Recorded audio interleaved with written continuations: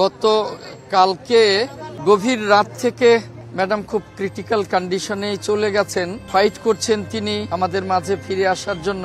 আবারও ক্রিটিক্যাল খালেদা জিয়ার অবস্থা, নেওয়া হয়েছে ভেন্টিলেশনে।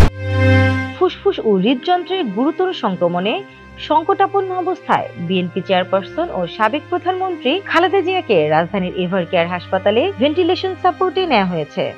বিএনপির ভাইস চেয়ারম্যান আহমেদ আজম খান বিষয়টি নিশ্চিত করে বলেন, বেগম জিয়ার অবস্থা আবারও ক্রিটিক্যাল। গতকাল রাত থেকে তাকে ভেন্টিলেশনে নেওয়া হয়েছে। আহমেদ আজম সাংবাদিকদের বলেন, কালকে গভীর রাত থেকে ম্যাডাম খুব ক্রিটিক্যাল কন্ডিশনে চলে গেছেন, ফাইট করছেন তিনি আমাদের মাঝে ফিরে আসার জন্য। এখনো অত্যন্ত ক্রিটিক্যাল কন্ডিশনে উনি আছেন। এখনো বলার মতো কোনো কন্ডিশনে উনি আসেন নাই।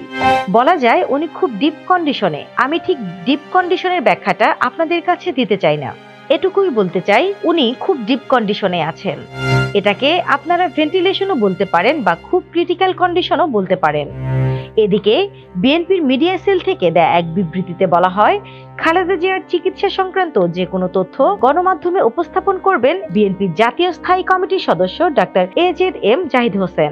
অতএব অযাচিত, যাচাইবিহীন বা বিভ্রান্তিমূলক কোনো তথ্য প্রচার থেকে বিরত থাকার জন্য সবাইকে বিশেষভাবে অনুরোধ করা হচ্ছে। গত 23 নভেম্বর থেকে এভারকেয়ার হাসপাতালে ভর্তি আছেন খালেদা জিয়া। সেখানে পরীক্ষা নিরীক্ষার পর তার ফুসফুসে ইনফেকশন ধরা পড়ায় তার অবস্থা সংকটময় বলে বিএনপির পক্ষ থেকে জানানো হয়। এরপর বৃহস্পতিবার থেকে তাকে ক্রিটিক্যাল কেয়ার ইউনিটে নিয়ে নিবিড়ভাবে চিকিৎসা দেওয়া হচ্ছে। স্নিগ্ধা আখি, দৈনিক নতুন সময়, ঢাকা।